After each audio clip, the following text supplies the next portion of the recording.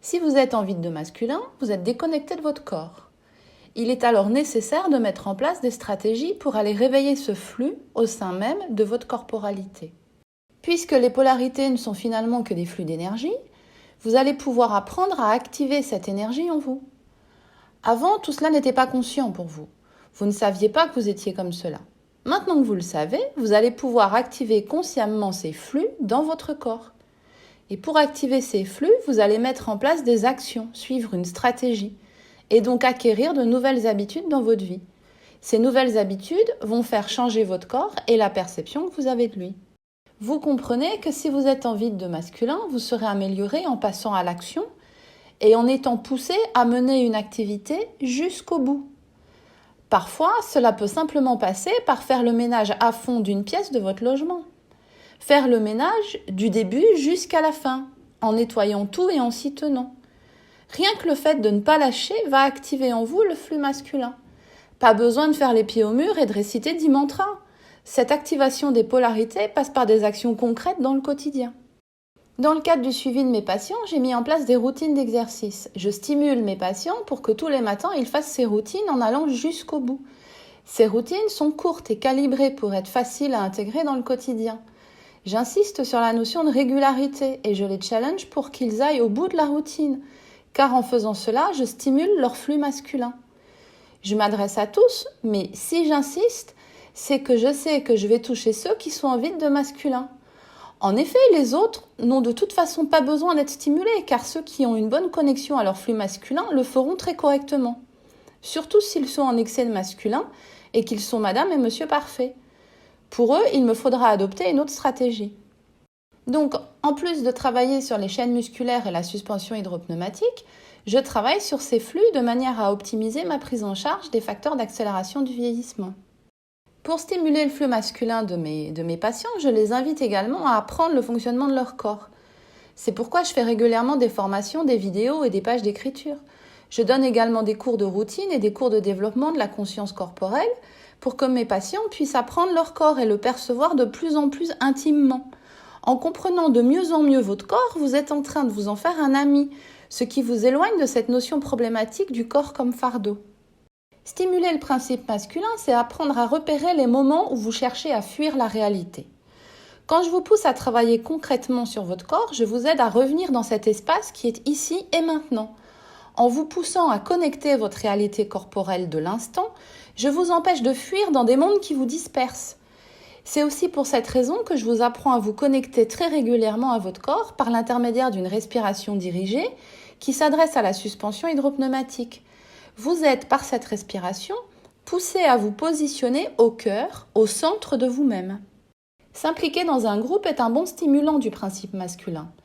C'est pourquoi je propose à mes patients beaucoup d'activités de groupe, soit des activités gymniques, soit des activités plus intellectuelles comme des formations ou des ateliers. Les personnes perchées n'aiment pas être en groupe, et encore moins se pencher sur des activités concrètes. C'est pour cela que je suis extrêmement vigilante sur l'ambiance chaleureuse des cours qui doivent rester ludiques. Ceux qui ont le plus besoin des cours collectifs sont ceux qui en ont le plus peur. Pour leur bien, ils doivent être invités et stimulés à les suivre, mais pour leur confort et la pérennité de leurs efforts, ils doivent y être dorlotés et soutenus par la bienveillance du groupe. Quand chacun a appris les mécanismes des polarités et est devenu conscient de la souffrance que les autres peuvent traverser, il y a beaucoup d'échanges heureux qui peuvent apparaître entre humains compréhensifs et ouverts. J'aime voir à quel point l'humain peut s'embellir quand il devient conscient de tout ce qui se trame en lui et donc dans l'autre. C'est cette bienveillance et cette ouverture d'esprit du groupe qui peut permettre à ceux encore limités dans la danse de leur polarité intérieure d'activer des flux, de sortir de leur blocage. Derrière cela, il y a des fragilités articulaires, le système immunitaire, les troubles pulmonaires et autres, le niveau de vitalité. C'est donc le confort de l'individu tout entier qui est en jeu. Vous comprenez que votre leitmotiv « je n'aime pas les activités de groupe » peut vous couper de toute cette richesse thérapeutique. En revanche, j'invite vraiment les professionnels du bien-être et les thérapeutes à prendre en considération toute cette délicatesse de la psychologie. Car tout en voulant bien faire, nombreux sont ceux qui détruisent toute capacité d'amélioration de certains de leurs clients en les plaçant dans des environnements hostiles qui renforcent leur vide de masculin. Si vous êtes en vide de masculin, c'est important que vous preniez conscience que vous êtes en train de vous faire du bien, que vous êtes en train de prendre soin de votre santé quand vous vous forcez à faire ces choses que vous n'avez pas spontanément envie de faire, mais que vous comprenez maintenant fortement nécessaires pour vous. Vous savez maintenant que cela est bon pour vous parce que cela va à l'inverse de votre blessure. Cette nouvelle conscience donne du sens à vos efforts et cela n'a, à mon avis, pas de prix. N'ayez pas peur de faire des erreurs. Bien souvent, les personnes en vide de masculin ont pour excuse « je ne sais pas faire, je ne vais pas y arriver, je ne suis pas capable ». Elles n'osent pas essayer de nouvelles activités, elles n'essayent rien, sauf si elles sont poussées et accompagnées pour le faire. Maintenant que vous savez cela, essayez de vous forcer un petit peu à sortir de votre zone de confort pour activer ce flux masculin. Laissez-vous entraîner par ceux qui proposent d'essayer des nouvelles activités.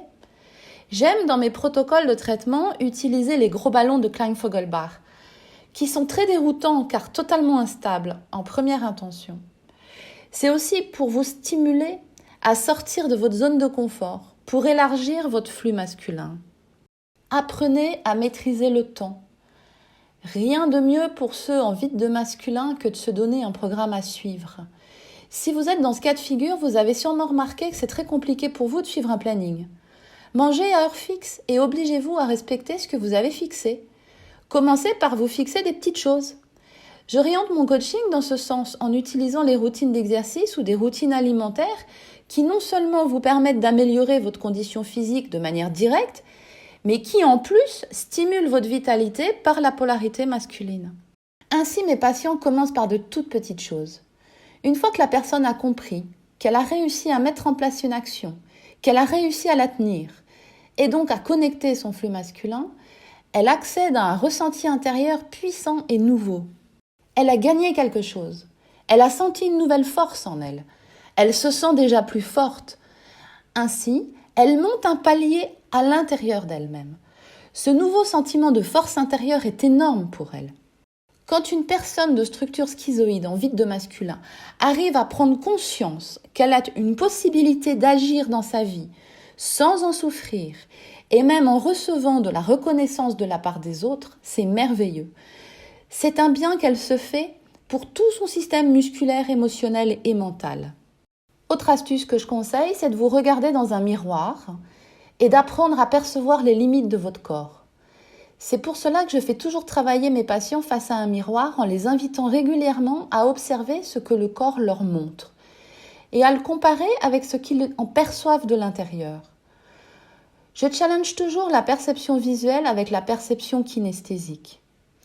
Vous l'avez compris, n'hésitez pas à adopter une discipline, à vous impliquer dans votre action et à vous sentir présent sur votre terrain d'action en étant autant que possible en lien avec les autres. Discipline, implication, c'est-à-dire engagement, action sont les 3 mots pour développer son flux masculin.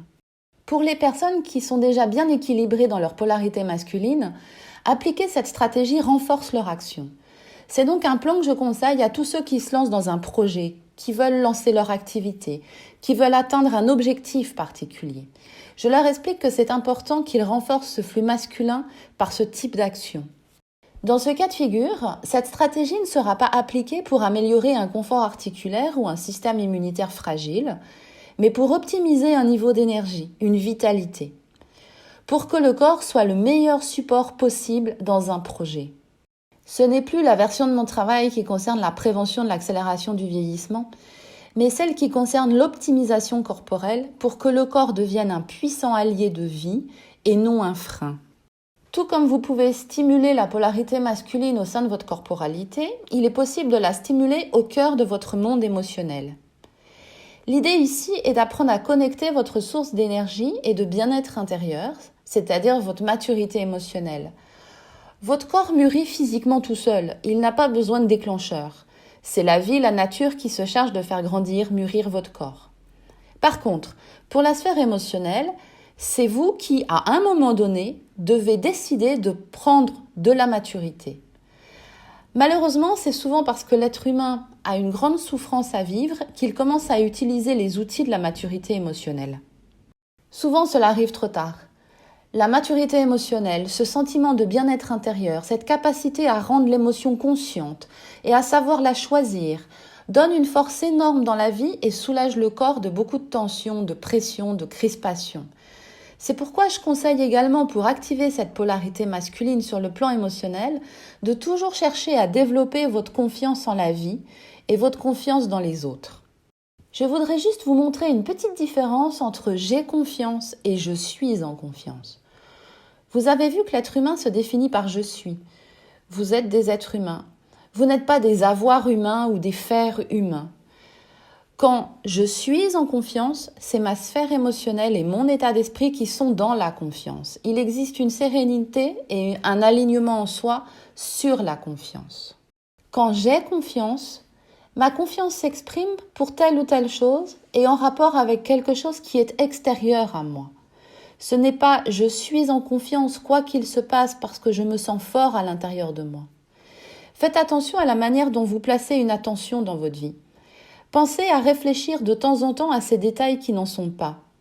Être en confiance et avoir confiance définissent deux choses totalement différentes et ne procurent pas le même potentiel de bien-être. Ces phrases peuvent renforcer une polarité plus qu'une autre et déséquilibrer un système tout entier. Je suis en confiance, en présence de l'autre, en présence de moi-même et dans la vie, stimule de manière équilibrée les flux féminins et masculins.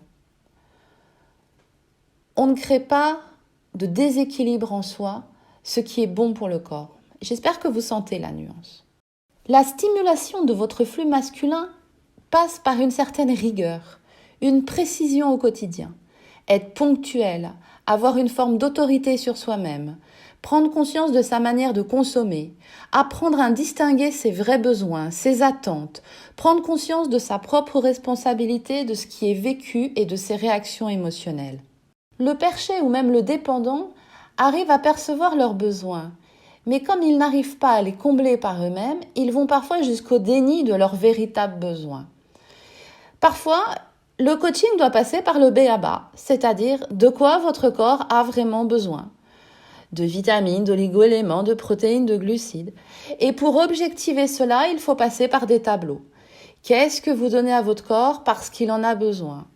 Pour ses premiers besoins physiques, pour vos besoins émotionnels, de quoi avez-vous besoin pour ressentir de la joie ? Quelle est la routine que vous mettez en place pour pouvoir ressentir la joie ? Vous voyez que là aussi, c'est important d'avoir des routines. C'est-à-dire que si vous écoutez tel morceau de musique, que vous sentez tel parfum, vous faites tel exercice, vous ressentez une émotion positive.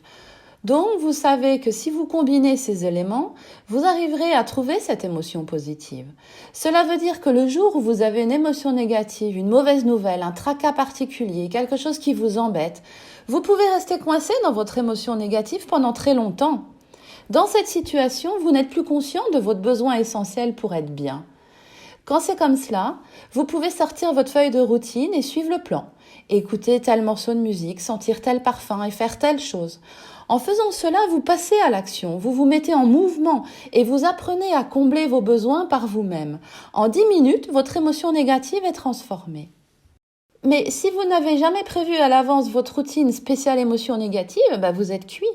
Par contre, les personnes qui ont un vide de féminin n'ont pas besoin de ce type de routine, car pour elles, c'est inné.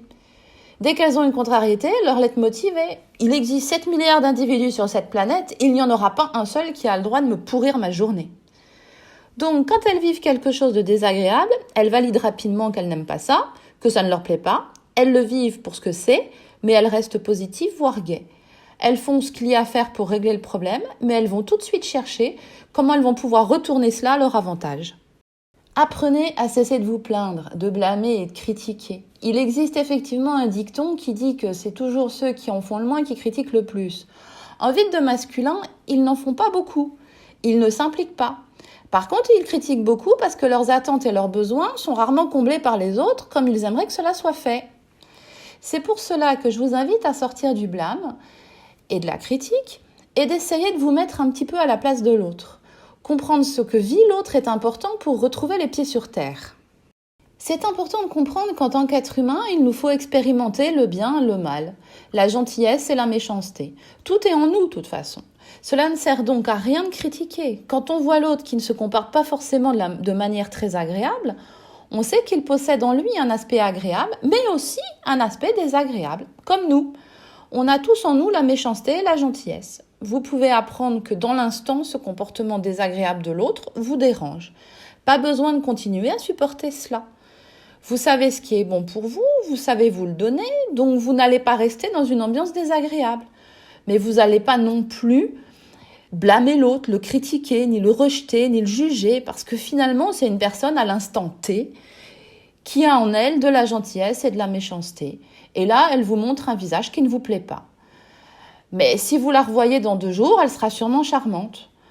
Ensuite, rien ne vous oblige à continuer de fréquenter des personnes qui vous montrent de manière récurrente et systématique une partie d'elle qui vous est très désagréable. Quand une personne reste dans une émotion négative pendant des semaines, je la vois arriver dans mon bureau en face de plaintes aiguës. J'ai mal, je suis bloquée, je n'arrive pas bien à respirer, j'ai des douleurs d'épaule qui sont revenues. Les émotions négatives sont bloquées. Par la libération des chaînes musculaires, je peux retrouver l'information de l'émotion qui est bloquée. C'est pour cela que j'appelle ma pratique thérapeutique de la kinésithérapie une pratique psychocorporelle. Finalement, en pratiquant régulièrement des exercices ciblés de respiration pour harmoniser la suspension hydropneumatique et en pratiquant régulièrement des étirements de chaînes musculaires, vous aidez votre corps à se dépolluer des émotions qui y sont restées bloquées. Donc si vous le faites vous-même, je n'ai plus besoin de le faire en thérapie, d'où la notion de prévention. De la même manière, si vous dédramatisez et que vous cultivez l'humour, que vous jouez comme des enfants et que vous riez beaucoup, vous pourrez reprendre du plaisir à être dans le concret. C'est très bien le concret. Et vous renforcerez ce plaisir en cultivant le contentement et la gratitude. Reconnaissez que ce qui se passe dans votre vie, c'est finalement pas si mal. Qu'il y a beaucoup de choses qui vous plaisent bien et que vous aimez bien. Votre corps porte les traces et les cicatrices de votre passé, les cicatrices de vos blessures. Il est un peu de travers et parfois un peu cabossé, mais c'est votre corps. Et je suis certaine que le matin au réveil, vous êtes heureux qu'il soit toujours en vie. Apprenez à l'accepter tel qu'il est et soyez fiers de tout ce qu'il a traversé pour vous. Une fois que vous aurez accepté cet état des lieux, vous aurez une base de départ concrète pour le faire évoluer. Tant que vous le rejetez, vous ne pouvez rien faire avec. Et vous continuerez à le confier en réparation à droite ou à gauche. Si cette vidéo vous a plu, pensez à liker et abonnez-vous à ma chaîne pour connaître la suite. La prochaine fois, j'aborderai les stratégies et les solutions pour stimuler sa polarité féminine.